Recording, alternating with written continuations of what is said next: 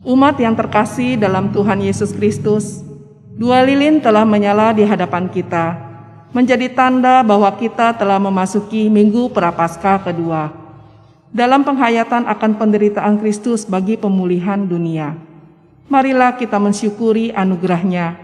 Nyanyikanlah pujian bagi Tuhan yang menuntun perjalanan hidup kita. Umat Tuhan, mari kita siapkan ibadah kita dengan keyakinan bahwa pertolongan kita adalah dalam nama Tuhan yang menjadikan langit dan bumi.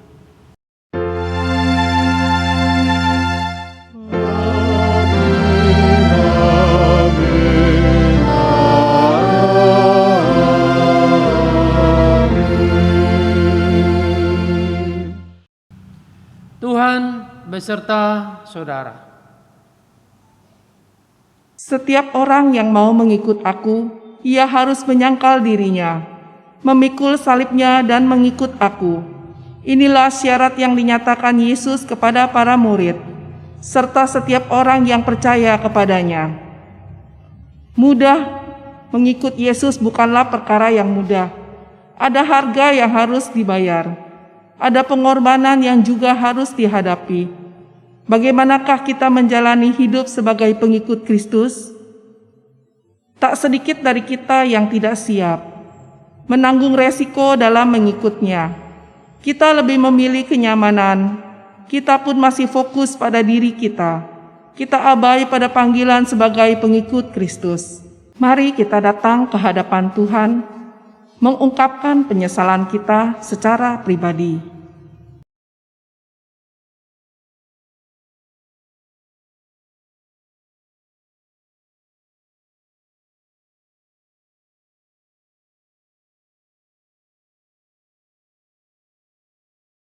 Kami datang dalam penyesalan kami ya Tuhan. Kami menyadari, terkadang kami tidak menghidupi panggilan untuk menjadi pengikut-Mu yang siap membayar harga. Ampuni dan kasihanilah kami, orang berdosa ini. Kasihani kami ya Tuhan. Berilah kami bukan hanya pengertian, namun juga hikmat Roh Kudus yang memampukan kami untuk menjadi pengikut Kristus yang setia. Bagi pengikut Kristus yang mengakui dosanya dengan sungguh-sungguh, terimalah berita anugerah dari Tuhan menurut firman-Nya dalam Kisah Para Rasul 10 ayat 43. Tentang Dialah semua nabi bersaksi bahwa barang siapa percaya kepadanya, ia akan mendapat pengampunan dosa oleh karena namanya. Di dalam Kristus engkau telah diampuni. Damai Kristus bagimu.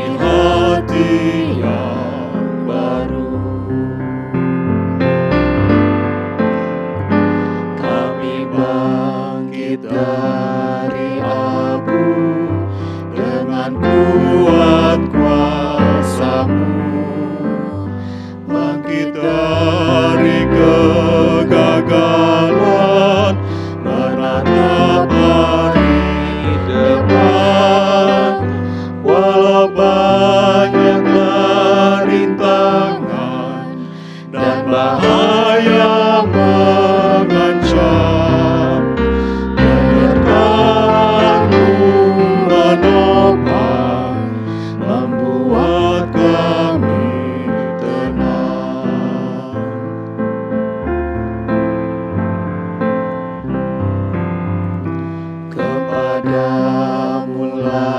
ya Tuhan, hidup kami artikan, yang rapuh bagaikan abu, jadi alat kasih-Mu. Terangilah jalan kami, langkah kami tuntunlah, di kaki salib-Mu Tuhan, kami pasrah berserah. Terpujilah Allah Bapa, memberi kehidupan. Terpujilah Yesus Kristus, yang korbankan nyawanya, yang dengan Roh-Nya yang kudus memulihkan semesta. Bumi yang gelap berdebu jadi ciptaan baru. Saudara-saudara, mari kita satukan hati, kita berdoa. Bapa di sorga, kami sudah menyalakan lilin yang kedua. Ini artinya pertanda bahwa kami telah memasuki Minggu Prapaskah yang kedua. Ajar kami untuk benar-benar menghayati akan peristiwa Kristus yang menempuh jalan sengsara,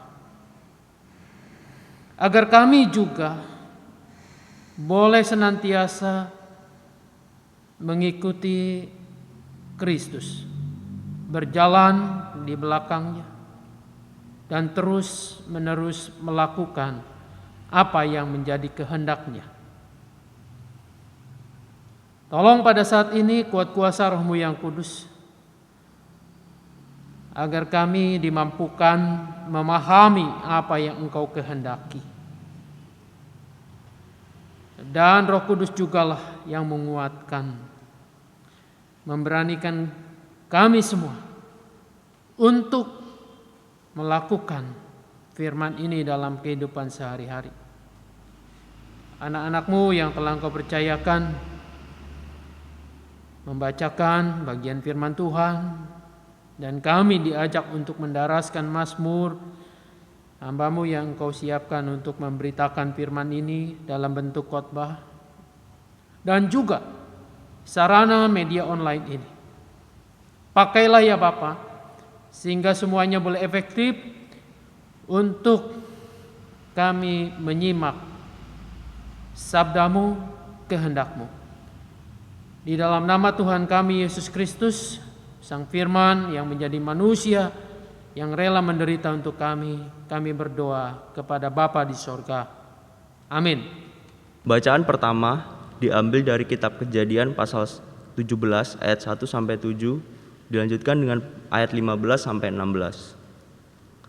Ketika Abram berumur 99 tahun, maka Tuhan menampakkan diri kepada Abram dan berfirman kepadanya, "Akulah Allah yang Maha Kuasa, hiduplah di hadapanku dengan tidak bercela.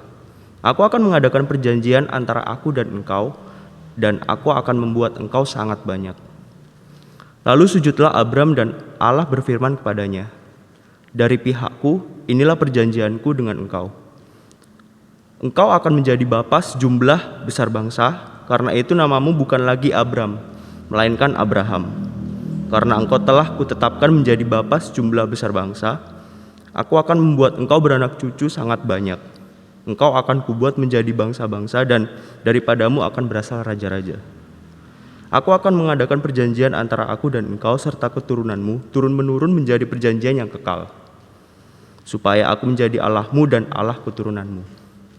Ayat 15. Selanjutnya Allah berfirman kepada Abraham tentang istrimu Sarai, "Janganlah engkau menyebut dia lagi Sarai, tetapi Sarah. Itulah namanya. Aku akan memberkatinya, dan daripadanya juga aku akan memberikan kepadamu seorang anak laki-laki, bahkan aku akan memberkatinya, sehingga ia menjadi ibu bangsa-bangsa, raja bangsa-bangsa akan lahir daripadanya. Demikianlah sabda Tuhan.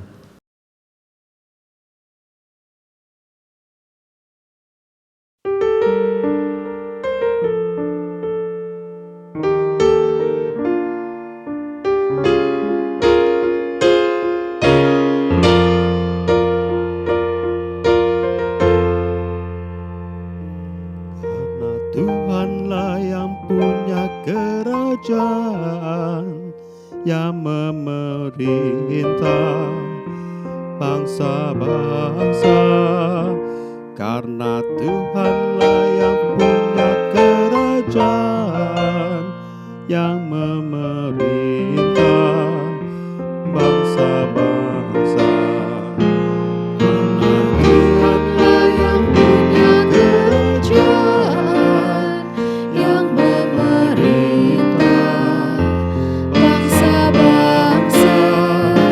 Karena Tuhanlah yang punya kerajaan, yang memerintah bangsa-bangsa.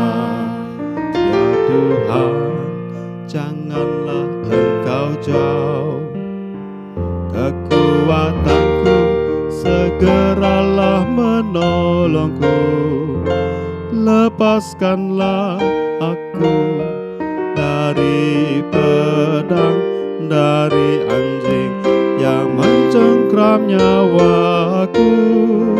Selamatkan aku dari singa, juga dari tanduk banteng.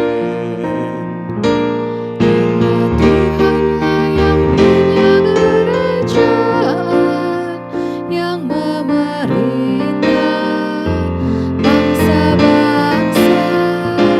Karena Tuhanlah yang punya kerajaan, yang memerintah bangsa-bangsa. Aku kan masyurkan namamu, memuji Engkau di dalam jemaahmu.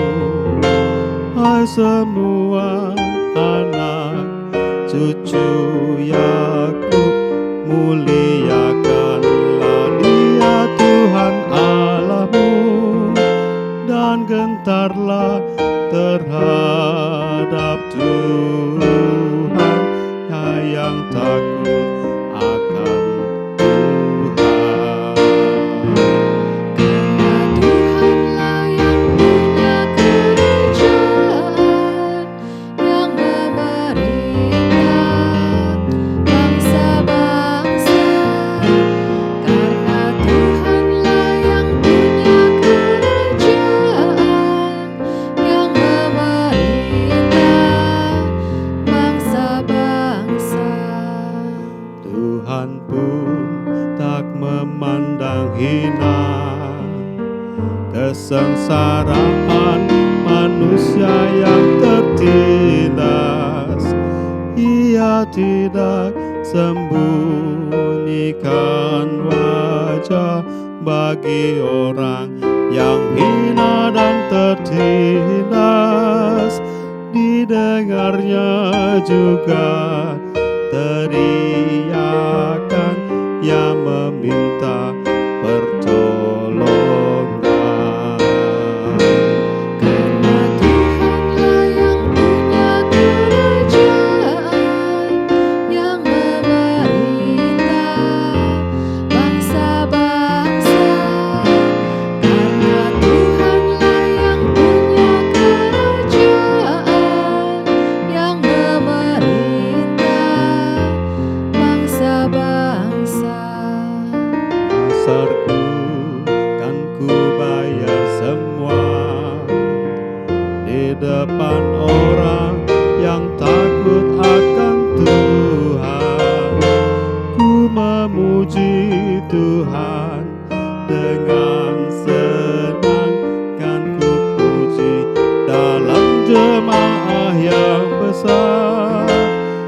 ujung-ujung bumi mengingatnya dan berbalik kepadanya.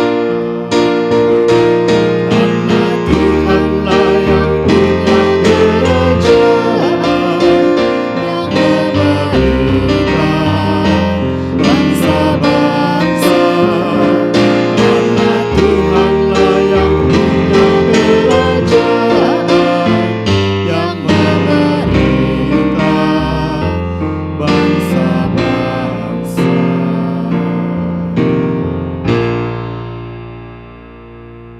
Bacaan kedua terambil dari surat Roma pasal 4 ayat 13 sampai 25.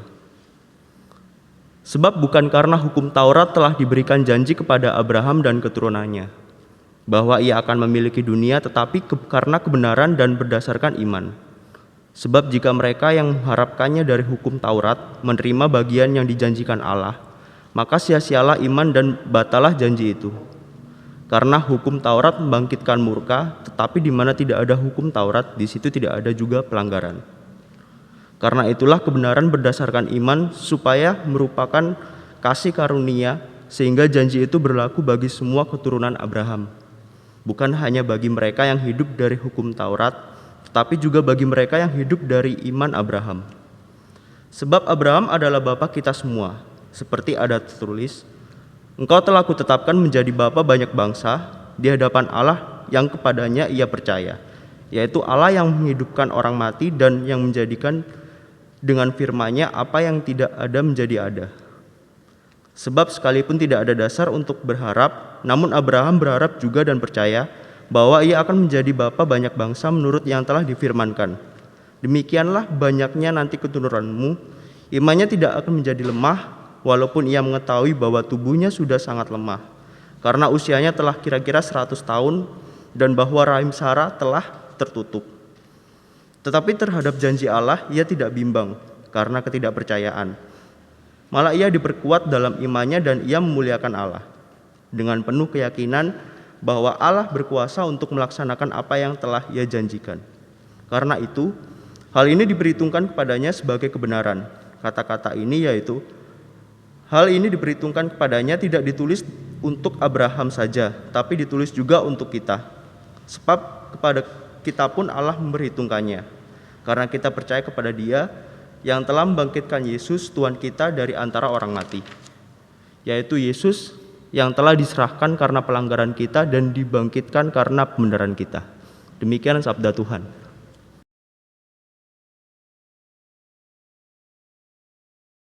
Saudara-saudara, Ibu Bapak yang dikasihi dan mengasihi Tuhan Yesus, bacaan Injil pada saat ini dalam Minggu Prapaskah kedua terambil dari Injil Markus pasalnya yang ke-8, ayatnya yang ke-31 sampai dengan ayatnya yang ke-38.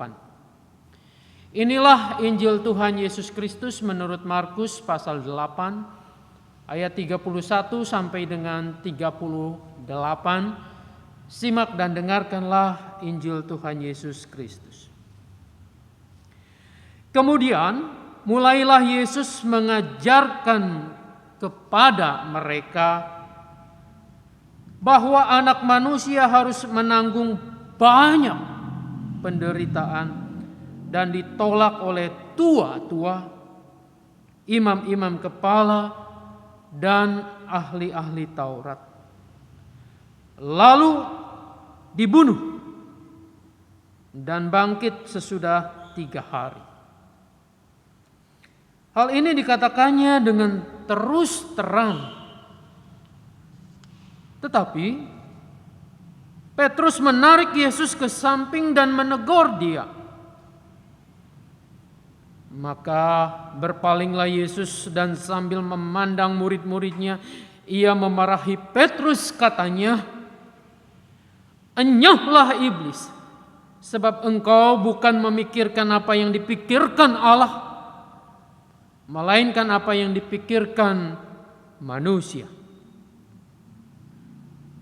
Lalu Yesus memanggil orang banyak dan murid-muridnya dan berkata kepada mereka, "Setiap orang yang mau mengikut aku, Ia harus menyangkal dirinya, memikul salibnya, dan mengikut aku.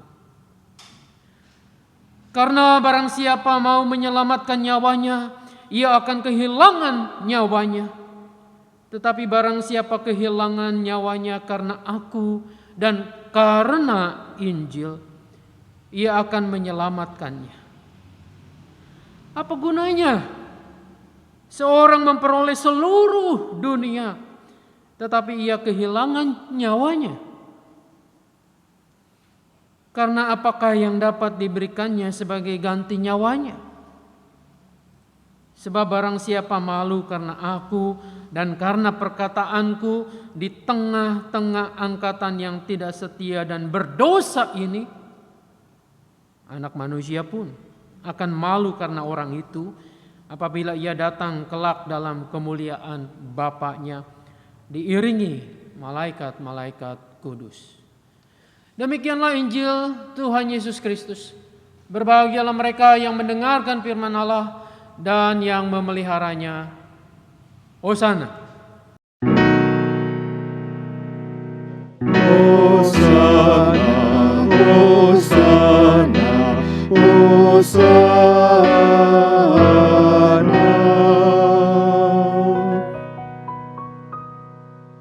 Saudara yang dikasihi dan mengasihi Tuhan Yesus, harga mengikut Yesus. Ini tema yang kita akan renungkan. Berbicara tentang harga.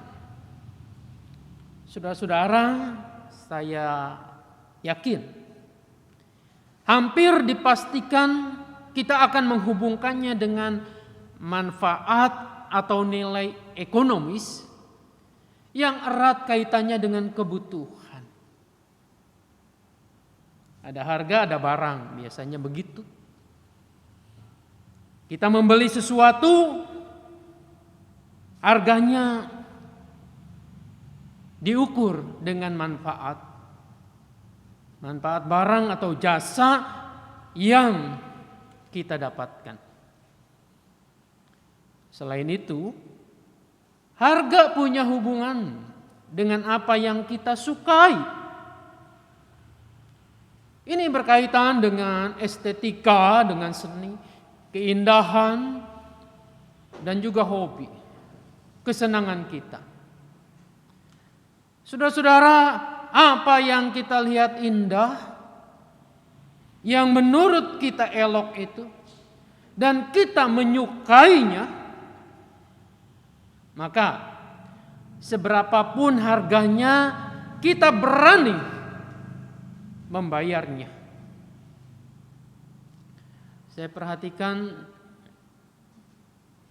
pada saat ini contoh yang lagi booming, tanaman hias misalnya. Mungkin Anda akan heran jika ada tanaman hias ditukar dengan mobil atau rumah. Ini betul-betul terjadi. Saudara-saudara, saya perhatikan juga ketika adik saya menjual tanaman hias ini. Saya tanya, harganya berapa? Dia jawab, yang ini 1 daun 1 juta. Yang warna kuning ini 1 daun 2-3 juta. Saudara hitung kalau ada 10 daun 1 pohon itu berapa. Nah, saudara-saudara, demikian juga dengan hobi. Kita akan membayar berapapun harganya untuk memuaskan hobi kita. Bukan hanya bayar dengan uang, tetapi kita rela juga mengalokasikan waktu kita. Waktu kita untuk menekuni hobi itu. Jadi urusan harga di sini untuk hobi bukan masalah. Saudara-saudara, lalu kalau harga itu dikaitkan dengan mengikut Yesus. Harga mengikut Yesus, tema kita hari ini. Kira-kira kita akan letakkan di mana itu posisinya? Apakah cocok harga mengikut Yesus itu dihubungkan dengan nilai ekonomis, manfaat dan kebutuhan kita? Sehingga ketika kita mengikutinya itu karena kita membutuhkannya, karena ada nilai ekonomisnya, lalu untuk itu kita mau membayar harganya? Atau kita mau meletakkan harga mengikut Yesus itu sebagai hobi? Ya, mengikut Yesus adalah hobi yang menyenangkan, menggembirakan. Dan untuk itu berapapun harganya kita akan bayar. Apakah demikian? Saudaraku yang dikasihi dan mengasihi Tuhan, saya berharap kita tidak terburu-buru. Tidak terburu-buru memposisikan harga mengikut Yesus seperti menilai kebutuhan ekonomis, estetika, ataupun hobi kita. Kenapa? Sebab Yesus bukan produk ekonomi. Dan Yesus juga bukan objek hobi atau kesenangan kita. Dia terlalu kudus untuk itu. Dia berbeda. Meski betul tidak dipungkiri, nantinya kita akan menemukan ada unsur-unsur mendasar yang saling terkait ketika kita memutuskan untuk mengikut Yesus. Yang dimaksudkan, ya di sana akan ada kebutuhan. Kebutuhan kita sebagai manusia yang berdosa, yang memohon untuk Tuhan menyelamatkan. Dan juga selanjutnya ketika kita mengenalnya, hidup dalam persekutuan yang erat intim dengan Dia dengan baik, akan tumbuh rasa cinta dan senang untuk mengikutinya. Saudara-saudara, ya, jangan terburu-buru dan jangan hanya emosi kita yang menentukan. Itu pula yang Yesus katakan kepada para muridnya seusai Petrus menyatakan bahwa Yesus adalah Mesias. Saudara-saudara, bahan bacaan yang tadi kita baca, kalau kita sedikit mau baca sebelumnya, itu ada pengakuan Petrus. Bahwa Petrus menyatakan Yesus adalah Mesias. Saudara-saudara, apa reaksi Tuhan Yesus ketika Petrus menyatakan Ia adalah Mesias? Yesus melarang untuk Petrus terus berbicara tentang kemesiasan ini. Larangan pemberitahuan kepada siapapun tentang Dia yang diakui Petrus sebagai Mesias, saudara-saudara, ini tidak mengandung maksud murid-muridnya itu merahasiakan siapa Yesus. Bahwa pengakuan itu harus tetap dijaga rahasianya. Ini rahasia dapur perusahaan Yesus dan murid-muridnya. Bukan begitu. Tetapi larangan itu bermaksud untuk mendidik, untuk mengajar para murid, supaya pemberitaan mereka mengenai jati diri Yesus sungguh-sungguh memadai dan utuh. Tidak sekedar emosional, tidak sekedar hanya pemikiran dan paradigma mereka. Pengakuan itu tidak dirahasiakan. Tetapi pengajaran terhadap para murid itu harus dilanjutkan. Pemahaman Mesias mereka harus utuh, bukan pemahaman diri sendiri, tetapi pemahaman dari Yesus. Saudara-saudara, karena itu mereka harus membisu sementara. Ini yang seringkali juga murid-murid Tuhan tidak tahan, termasuk kita. Tahu sedikit lalu kemudian kita pengen bicara banyak. Kita sulit untuk berdiam diri, untuk menerima ajaran pengajaran itu. Saudara-saudara, mereka harus berdiam diri membisu sementara sampai saatnya mereka dapat berbicara lagi mengenai Sang Mesias dan karyanya sesuai dengan isi kitab suci, bukan sesuai isi kepala mereka. Tepatnya sesudah peristiwa kebangkitan itu, mereka akan dengan utuh berbicara tentang Mesias. Jadi sekali lagi, ketika Yesus melarang untuk mereka, murid-murid, menyatakan dia Mesias, oleh karena Yesus perlu membutuhkan waktu mengajar mereka supaya tahu dan utuh. Saudara-saudara, bagaimanapun para murid disuruh berdiam diri. Kemudian ayat yang kita baca tadi, kemudian ayat 31, mulailah Yesus mengajarkan kepada mereka bahwa anak manusia harus menanggung banyak penderitaan dan ditolak. Yesus mengajar mengenai karya terpenting dia yang diurapi Allah ini. Dalam pengajaran ini Yesus tidak memakai sebutan Kristus yang dihubungkan dengan anak Allah. Ayat yang kita baca tadi tidak mengatakan bahwa anak Allah harus menanggung banyak penderitaan, tetapi bunyinya adalah anak manusia. Yesus memakai gelar anak manusia yang mengacu pada jabatannya sebagai anak Adam yang dijanjikan oleh Allah untuk menebus manusia itu. Anak Allah yang menjadi anak manusia yang kemudian saudara-saudara mengalami banyak penderitaan. Para murid bukannya tidak tahu bahwa Yesus mengalami banyak pertentangan dari pihak para pemimpin, khususnya ahli-ahli Taurat termasuk mereka yang ada di Yerusalem ini. Bukan mereka menutup mata.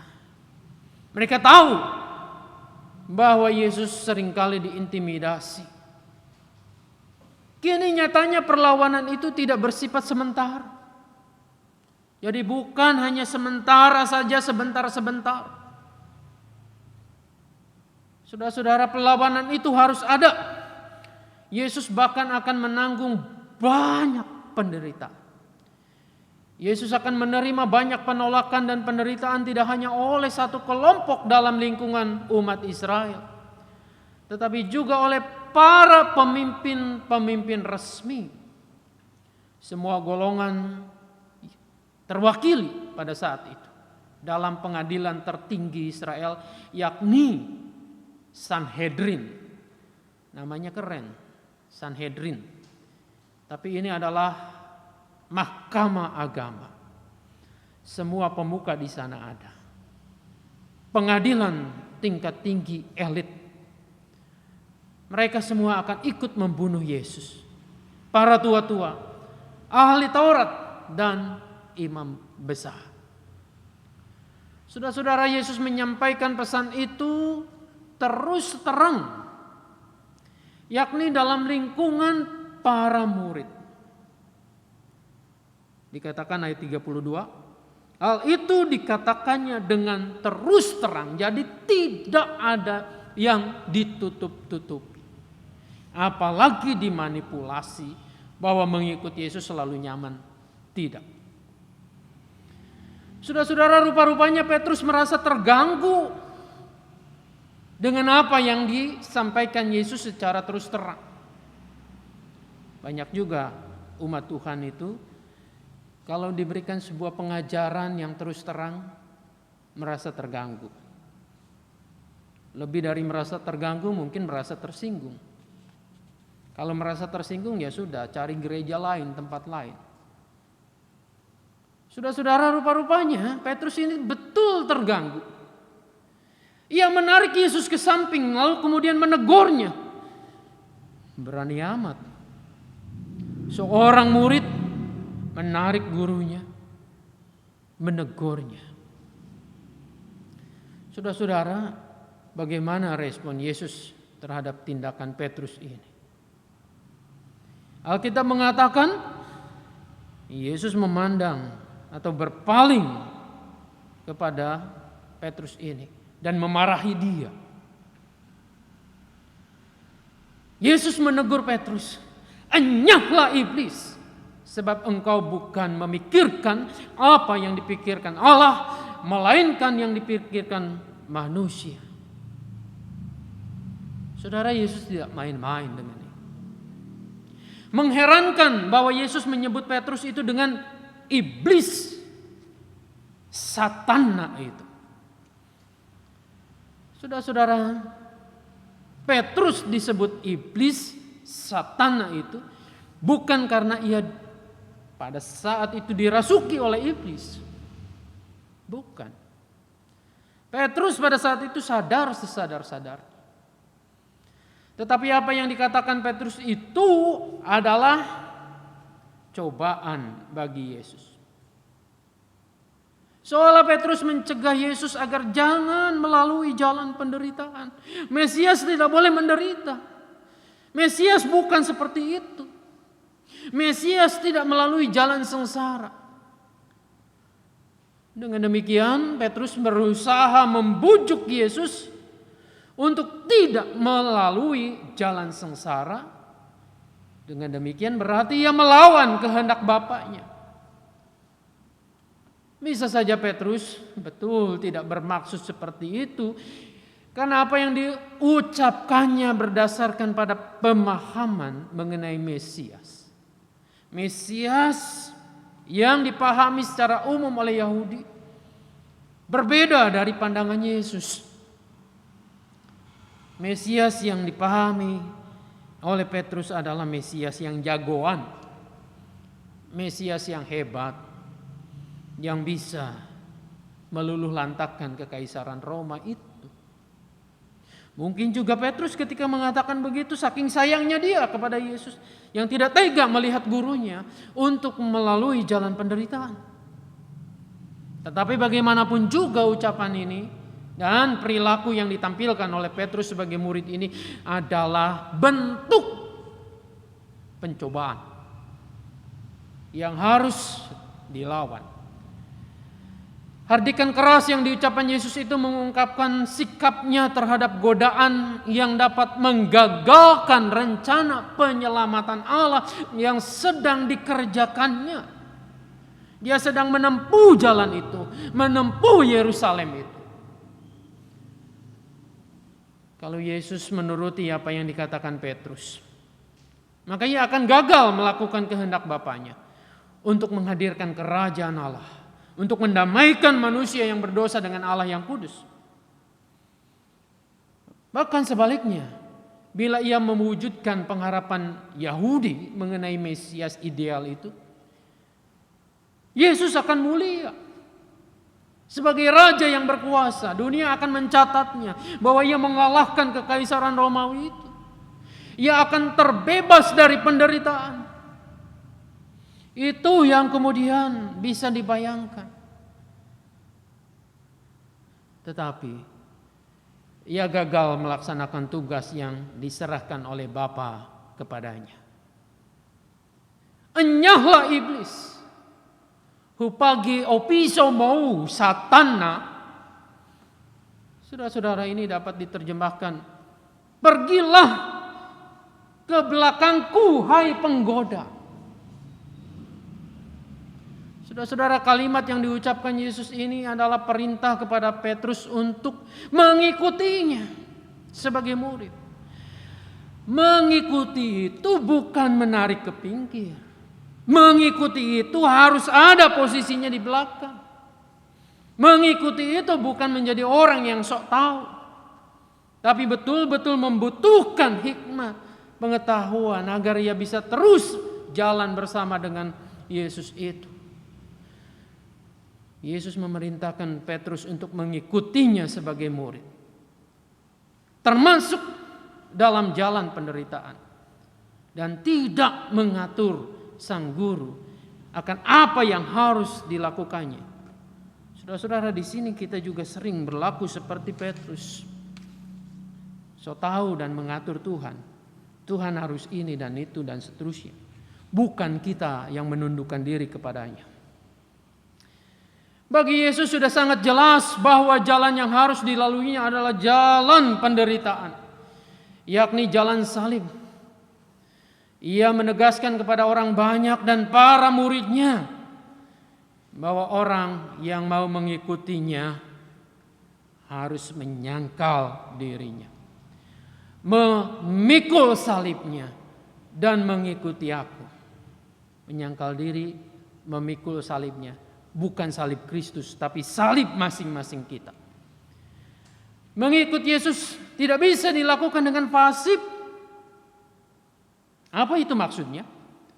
Dengan pasif artinya hanya menonton apa yang dilakukan dan mendengarkan apa yang dikatakan Yesus. Di sini kan orang muda seperti ini. Banyak orang Kristen yang melakukan juga seperti ini. Hanya pasif, menonton bagaimana orang lain melayani begini begitu. Menonton orang lain sibuk ini dan itu, lalu kemudian kita sibuk mengkritik harusnya begini begitu. Dan kemudian kita sibuk hanya mendengarkan saja. Mendengarkan apa yang dikatakan dan kemudian kalau salah kita segera mencela. Kalau tidak sesuai dengan apa yang kita inginkan, apa yang kita pahami, maka kita akan mengatakan itu salah, itu keliru. Persis kan? Sama seperti Petrus yang menarik menghardik Tuhan Yesus itu. Saudara yang dikasihi dan mengasihi Tuhan Yesus, orang yang mau mengikuti Yesus harus pergi ke tempat dia pergi. Apa maksudnya? Maksudnya begini. Jelas bahwa tujuan kepergian Yesus itu adalah salib. Sebagaimana lazimnya semua manusia. Saya kira Yesus tidak menginginkan juga penderitaan. Yesus tidak mencari-cari penderitaan agar dirinya betul-betul menderita itu. Tidak begitu. Bayangkan ketika di Getsemani dia bergumul keras. Kalau boleh cawan itu lalu. Saudara-saudara, tetapi ia menempuh jalan penderitaan itu oleh karena Allah menghendakinya. Menghendaki hal itu terjadi untuk menghadirkan kerajaannya. Jadi mereka yang mau mengikut Yesus dan menjadi muridnya harus melakukan hal yang sama. Meninggalkan keinginan pribadinya. Ini artinya menyangkal dirinya sendiri. Lalu dengan rela menanggung penderitaan dan pengorbanan demi kerajaan Allah. Menyangkal diri. Kita punya keinginan, kita punya mau. Kita punya impian, kita punya ambisi. Ketika impian, ambisi, keinginan kita itu berlawanan dengan kerajaan Allah, dengan nilai-nilai kerajaan Allah, disitulah sama seperti Yesus kita harus menyingkirkan itu. Mendahulukan apa yang Allah mau, meskipun ini lewat jalan penderitaan. Kalaupun orang yang mau mengikuti Yesus itu harus mati, kata Tuhan Yesus ini, ia tidak perlu khawatir. Karena alasannya, siapa yang mau menyelamatkan nyawanya justru akan kehilangan nyawanya. Tetapi yang kehilangan nyawanya karena aku dan karena Injil, ia justru menyelamatkannya. Saudara-saudara, saya mau katakan bahwa Yesus bukan mengajak orang untuk kehilangan nyawanya. Yesus tidak mengajak Anda dan saya, semua orang Kristen, untuk segera kehilangan nyawanya atau menganggap murah nyawa itu. Mati konyol. Bukan itu. Sebaliknya, justru Yesus mengajak orang untuk menyelamatkan nyawanya. Kehidupan adalah hal yang paling berharga dari semua makhluk. Dari Anda dan saya. Pada dasarnya manusia tidak ingin kehilangan kehidupan. Tidak ingin kehilangan nyawa. Anda dan saya pun begitu. Kita tidak ingin kehilangan nyawa. Dalam kehidupan biasa, orang itu akan merelakan harta bendanya, miliknya, tetapi tidak untuk nyawanya. Kalau kehilangan harta, ia dapat mencarinya kembali dengan bekerja. Tetapi kalau sudah kehilangan nyawa, tidak ada yang dapat menggantikannya. Keberadaan nyawa manusia di dalam dirinya adalah tidak tergantikan. Saudara-saudara, kalau orang sakit, pasti ia akan melakukan apapun. Mungkin menjual harta miliknya, menjual rumahnya, mobilnya, agar nyawanya terselamatkan. Keberadaan manusia sekali lagi dalam hal ini, dalam dirinya, tidak dapat tergantikan. Nah, saudara-saudara, dengan satu pertanyaan retoris. Pertanyaan retoris itu tidak membutuhkan jawaban, tetapi orang segera akan menjawabnya dalam hatinya dan membenarkannya. Yesus membandingkan nilai nyawa manusia itu dengan seluruh dunia. Ia mengatakan, apa gunanya memperoleh seluruh dunia tetapi kehilangan nyawa? Jelas jawab pertanyaan itu adalah tidak ada. Seluruh dunia tidak dapat menggantikan nyawa manusia. Seluruh harta bendamu tidak akan bisa menggantikan nyawamu. Nyawa itu tidak dapat dibeli dengan harta benda. Seberapapun banyaknya, seberapapun kayanya engkau, gak bisa. Saudara-saudara, lebih dari itu, Yesus sebenarnya berbicara tentang kehidupan dan kematian yang abadi. Ada makna di balik itu. Ada makna maksud di balik pertanyaan retoris ini, yaitu tentang kehidupan dan kematian abadi. Dalam pandangan orang pada umumnya, kita juga kehilangan nyawa manusia berarti terpisahnya nyawa dari badan ini, nyawa kita dari tubuh ini. Itu artinya kematian. Orang yang kehilangan nyawa tidak dapat hidup lagi di dunia ini. Badan memang akan mati, tetapi nyawa harus tetap hidup. Mereka yang kehilangan nyawa di dunia ini demi Yesus Kristus akan diselamatkan oleh Allah. Kehidupan kekal disediakan oleh Allah. Sebaliknya, orang yang tidak berani membayar harga karena takut menderita, karena takut dibenci oleh dunia, karena takut tidak memenuhi apa yang diinginkannya, nyawanya akan terpisah dari Allah dan tidak akan mengalami kebahagiaan dalam kehidupan yang kekal. Saudara-saudara, ini bukan ancaman. Ini sesuatu yang harus kita pahami, suatu realita yang nantinya akan kita alami bersama. Yesus mengingatkan para muridnya bukan hal-hal yang menyenangkan dalam ukuran duniawi. Ia memperlihatkan kenyataan yang harus dipertimbangkan betul-betul, dipikirkan, dilakukan oleh setiap murid Yesus ini.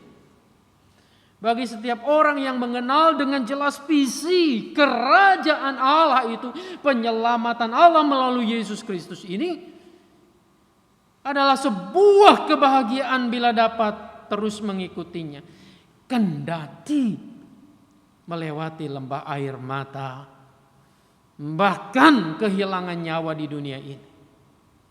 Ia akan bersukacita, tanda petik membayar harga untuk mengikutinya. Saudara-saudara, harus kita pahami membayar harga di sini bukan dalam rangka motif ekonomi, tetapi mampu dengan sukacita memberikan apa yang terbaik, nyawa sekalipun untuk mengikutinya. Oleh karena apa yang kedepannya ia akan alami adalah memelihara nyawanya, itu yang paling berharga dalam kehidupan yang kekal. Sebaliknya, bagi orang yang mengukur kebahagiaan itu lewat materi, lewat sanjungan dunia, dan terpenuhinya nafsu-nafsu duniawi, jelas peringatan Yesus ini merupakan beban yang teramat berat dan tidak mungkin rela untuk membayar dengan melepaskan semua kesenangannya itu, apalagi dengan membayar dengan nyawanya. Saudara-saudara, kali ini diperhadapkan kepada kita pertanyaan. Anda memilih yang mana? Kehidupan yang kekal yang ia sediakan, yang akan menyelamatkan nyawa kita, atau kita hanya terus berpegang pada keinginan nafsu duniawi kita? Biarlah Tuhan menolong, memberikan kita hikmat agar kita terus menapaki jalan yang Tuhan Yesus tapaki dulu. Tuhan memberkati kita. Amin.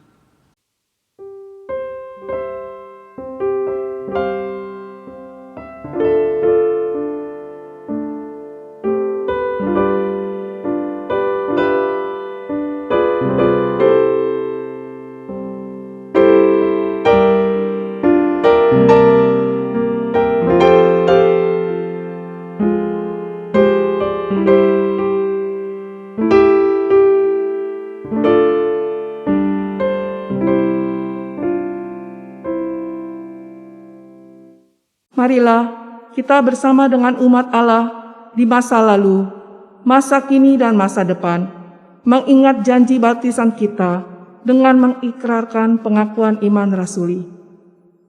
Aku percaya kepada Allah, Bapa yang Maha Kuasa, Khalik langit dan bumi, dan kepada Yesus Kristus, Anak-Nya yang tunggal, Tuhan kita, yang dikandung daripada Roh Kudus, lahir dari anak darah Maria. Ia menderita di bawah pemerintahan Pontius Pilatus, disalibkan, mati dan dikuburkan, turun ke dalam kerajaan maut. Pada hari yang ketiga, bangkit pula dari antara orang mati, naik ke surga, duduk di sebelah kanan Allah, Bapa yang Maha Kuasa, dan akan datang dari sana untuk menghakimi orang yang hidup dan yang mati. Aku percaya kepada Roh Kudus, Gereja yang kudus dan am, persekutuan orang kudus, pengampunan dosa, kebangkitan orang mati, dan hidup yang kekal. Amin. Saudara-saudara, mari kita satukan hati, kita berdoa.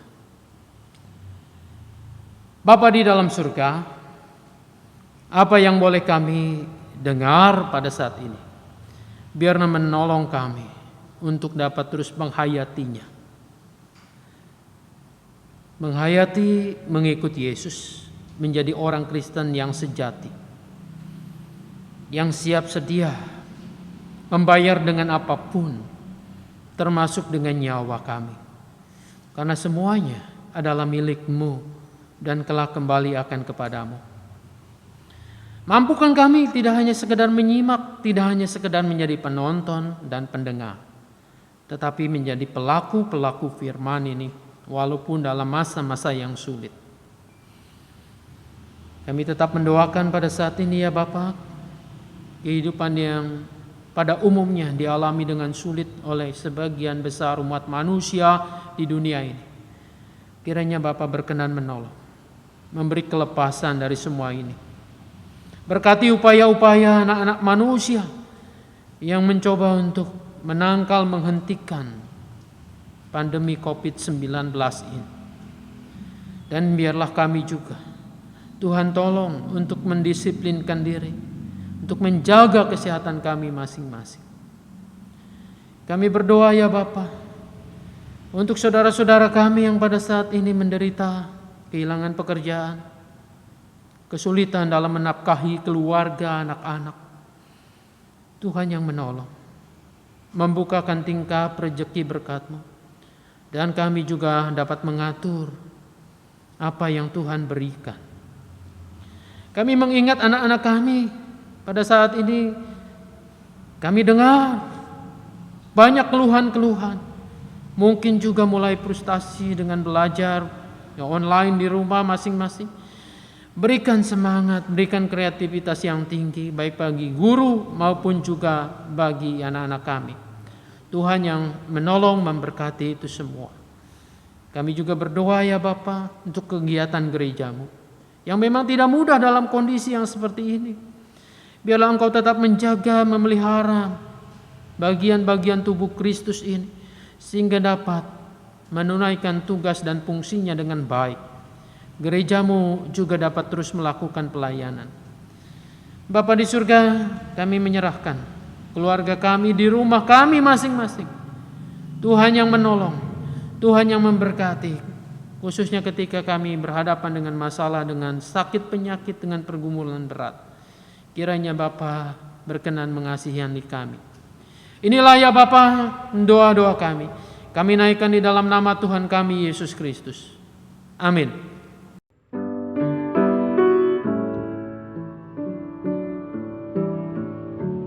Bapa kami yang ada di sorga, dikuduskanlah nama-Mu, datanglah kerajaan-Mu, jadilah kehendak-Mu di bumi seperti di sorga. Beri kami hari ini makanan yang secukupnya. Ampuni salah kami seperti kami ampuni yang bersalah pada kami. Jangan bawa kami ke dalam pencobaan, melainkan lepaskan kami dari yang jahat. Sebab Kaulah yang punya kerajaan dan kuasa dan kemuliaan sampai selama-lamanya. Amin. Amin. Menjadi pengikut Kristus berarti kita bersedia memberikan yang terbaik baginya. Maka nyatakanlah hal itu melalui persembahan yang dilandasi pada Mazmur 96 ayat ke-8. Berilah kepada Tuhan kemuliaan namanya, bawalah persembahan dan masuklah ke pelatarannya. Penyerahan persembahan dapat dilakukan dengan cara transfer ke rekening BCA GKI Mangga Besar nomor 6840299 atau saudara dapat memasukkannya dalam amplop, disimpan dalam sebuah tempat, dan nanti ketika sudah bisa beribadah di gereja, dapat diserahkan di gereja. Marilah kita menyanyikan pujian dari NKB 132, bait pertama, ketiga, dan keempat. Bersukacitalah yang khalis hatinya.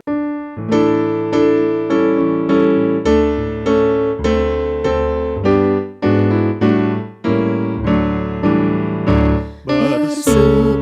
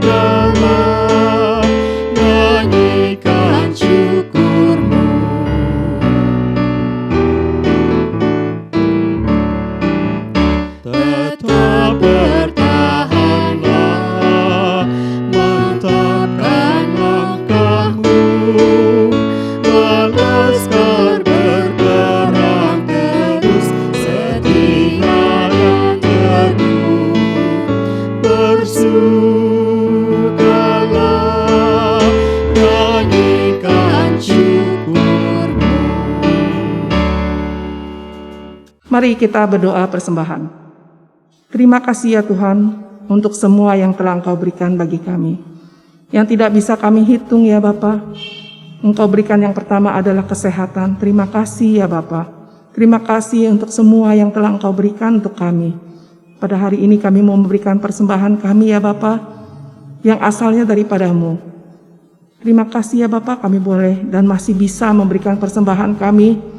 Biarlah persembahan itu boleh menjadi kemuliaan bagi nama-Mu ya Bapa. Berkati tangan-tangan yang sudah memberikannya. Biarlah boleh menjadi berkat bagi orang lain. Terima kasih ya Bapa. Dalam nama Tuhan Yesus kami berdoa. Amin.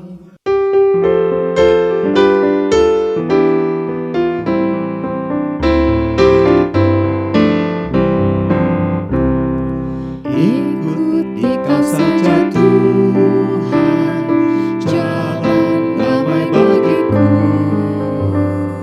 Aku selamat dan sentosa hanya oleh darah-Mu. Aku ingin ikuti Kau dan mengabdi padamu. Dalam Dikau juru selamat, ku bahagia penuh. Ikut Dikau di sengsara, karena janji-Mu teguh. Atas kuasa kegelapan, ku menang bersama-Mu. Aku ingin ikuti Kau dan mengabdi padamu. Dalam Dikau juru selamat, ku bahagia penuh.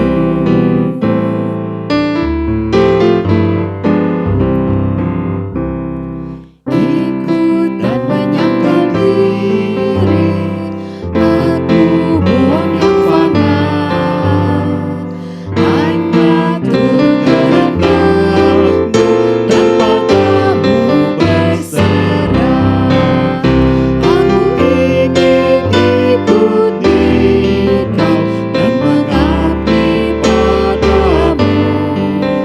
Dalam Dikau juru selamat, ku bahagia penuh.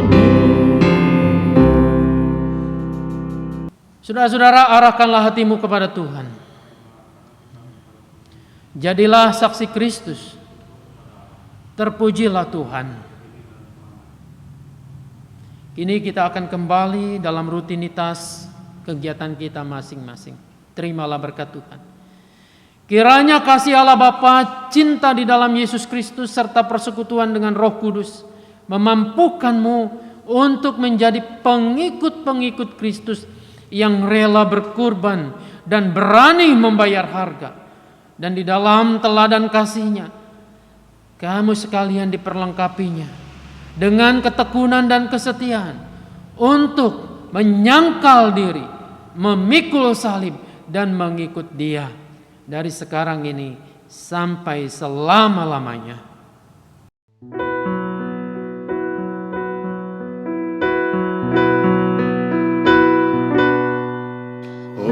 Hosana, Hosana